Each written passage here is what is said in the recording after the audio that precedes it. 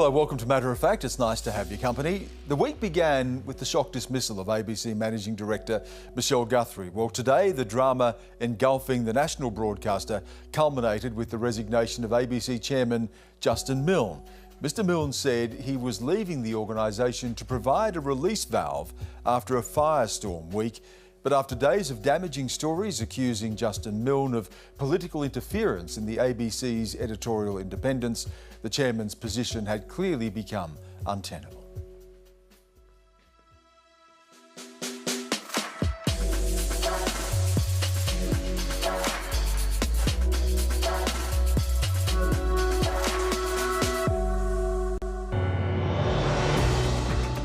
Welcome back this Thursday morning. You're watching News Breakfast. In the latest development, News Corp is this morning reporting that the ABC chair called for the sacking of the ABC's political editor, Andrew Probyn.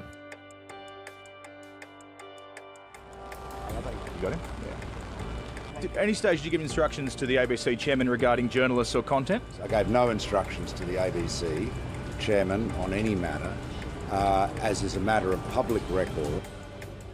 Mr Milne, did you tell Ms Guthrie about Andrew Probyn that you had to shoot him? Will you be speaking today? People have made allegations. They're pretty serious allegations, I've got to say. And on the face of it, that's very concerning. If Mr Milne is incapable of answering some of the very serious questions, his position as chairman should be considered untenable. I have asked the Secretary of my department to undertake an inquiry is to establish the facts. We understand there was an ABC board meeting convened for today without Justin Milne. A British investigative... actually, we'll just bring you some breaking news, and that is that the ABC chairman, Justin Milne, has resigned.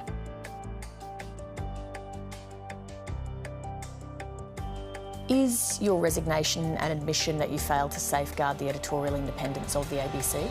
Absolutely 100% not. In fact, I feel that the interests of the ABC have always been uppermost in my mind, and just to sort of get it on the record for you, is that there was absolutely no interference in the independence of the ABC by the government. Nobody from the government has ever rung me and told me what to do in relation to the ABC. Nobody ever told me to hire anybody, fire anybody or do anything else. They absolutely didn't. I mean, I know that's the sort of narrative that's been running in the papers, but that absolutely never happened. Well, Matt Peacock is a former senior ABC journalist. He also recently served as the staff elected member of the ABC board. Ben Oquist is the executive director of the Australia Institute, and Gideon Rosner is the director of communications at the Institute of Public Affairs. It's nice to have all of you with us. Matt, I wanted to start with you just to reflect on what we've heard from Justin Milne. He was very specific there, saying that there has been no interference from the government in the editorial processes of the ABC. Are you convinced by that? Well, it depends. He was choosing his words carefully, and until I see the actual, fine print of the emails and things like that, I can't be absolutely certain. But it's the attitude that he displayed through a number of actions that really count, whether it's a preemptive buckle or whether it's Malcolm Turnbull getting on the phone and saying, "You sack that woman." It's not relevant. What's important is upholding the independence of the place. That's what the Australian public expect.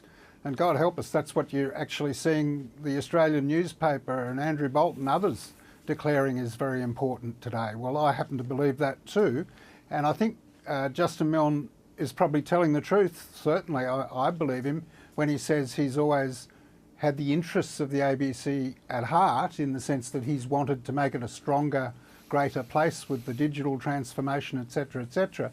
But he had a fatal flaw, which was that he also didn't want to bite the hand that fed him, as he saw it. He uses these words, Matt. He says it is difficult to maintain independence and deal with the government when the government is the one that provides your funding. Should it be difficult, or is that independence there plain in the Charter? It is something to be defended. Should it be difficult? It is difficult, but it should be done. I mean, that's your job, actually. That's what the chairman and that's what the board should do, and the managing director. They should defend the place. I mean, people are having a go at the ABC all the time, and it tends to prove that it's doing its job without fear or favour. It'll tread on toes. If you go back a fair way, you'll find Labor governments, Liberal government, whichever sort of government's been in power, when they get in power, they might have loved the ABC before it, but once they're in power, they start to hate it. And it's because the ABC maintains an independent, critical view. You've mentioned before, Matt, about the emails. Fairfax have published some of the text of the emails that have been at the centre of this. And I'll just read a bit of this text, maybe for some clarification. After 2 glasses of red, of course, there's an agenda. They freaking hate her, in relation to Emma Alberici. She keeps sticking it to them with a clear bias against them. We clear her as okay. We're tarred with the brush. I just think it's simple. Get rid of her. My view is we need to save the corporation, not Emma. Gideon, can I get your thoughts on this? It isn't explicitly saying sacked, but he is using the words get rid of her. Is this the example of bowing to the influence of Canberra? Yeah, look, I think that every Australian should be rightly disgusted by what appears to be the case, or what is alleged to have been the case in this instance. In any civilised democracy, there is absolutely no room for any journalist to have their job threatened, in effect, because they have fallen out of favour with the Prime Minister of the day. But that is exactly what appears to have happened in this instance. And again, we haven't seen exactly what the emails have said. We don't know the exact circumstances. But if indeed that is what we are dealing with, then we are seeing an instance in which, yes, journalists' livelihoods are coming under threat because they've fallen out of favour with the government of the day. That is antithetical to a modern democracy. It is absolutely unacceptable. But the biggest problem is, of course, that when you have a broadcaster that is funded by the state, you create incentives for that broadcaster to dance to the tune of whoever controls the purse strings at the time, whether that's in the case of direct interference, as has been alleged and may be the case, or at the very least to try to go out of your way to avoid doing anything to tick the government off. Ben Oquist, but in this case, despite the pressure that may have come from Justin Milne to Michelle Guthrie, despite using words like get rid of her in relation to Emma Alberici, or allegedly using words such as shoot him to Andrew Probyn, an inference to move him on as well, the ABC's political editor. There was a concern about Triple J moving the hottest 100 from Australia Day. But Ben, these things didn't happen in the end. Emma Alberici is here. The hottest 100 was moved. Andrew Probyn still has a job. Does that show that, yes, the processes at the ABC work even when tested to this extent?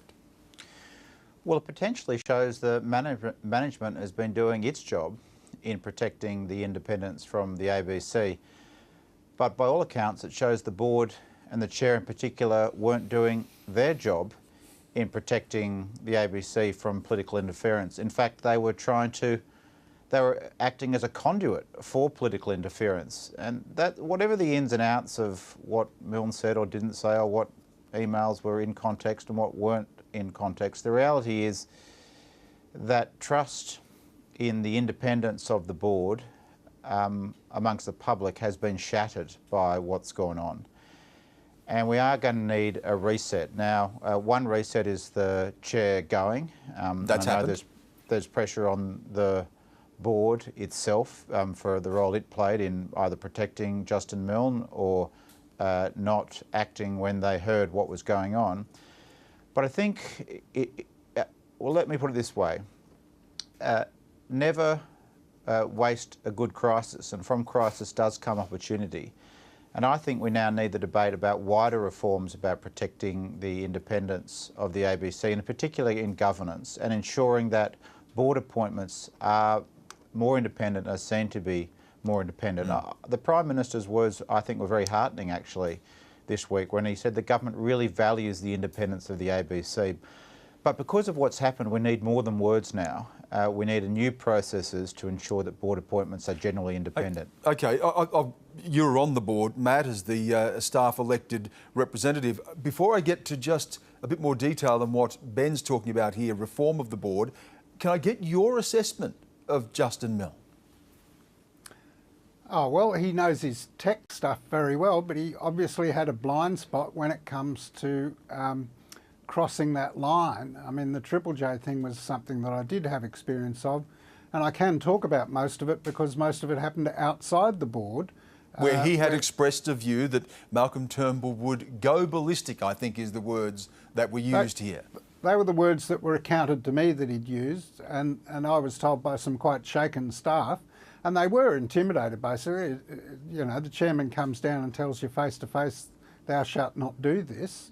But the mistake there, I mean, he might, you know, it's not often that you have an interventionist chairman to that extent. But he could argue and does argue that he was entitled to do that. But his will didn't prevail though, Matt. But when he adds the words, you know, the Prime Minister will go ballistic or words to that effect, that's crossing the line. Now, he didn't prevail, but guess why? You know, in that instance, I think the board did its job. I mean, there was a decision made by the board, I can say that much, and we know what's happened. The date didn't change. I mean, the date was changed. Hottest 100 was moved. Gideon, you've criticised what you see as this problem when you have a government-funded national broadcaster, you can't have independence. But everything we've talked about tonight, despite all of the revelations of this week, despite all of the drama of this week, is that the mechanisms have worked. The board did ask Justin Milne to step aside. He took the extra step of resigning. Yes, the Triple J was able to move the hottest 100. Yes, the staff that were called to be sacked were not sacked. Isn't that an example of just how it's meant to work? The independence is working. No, with respect, Stan, no, it's not how a free media should work, because we shouldn't be even having this conversation. There should not be a 1.1 And as a result billion... of that conversation, Justin Milne is gone. But the ABC's independence has prevailed, hasn't it?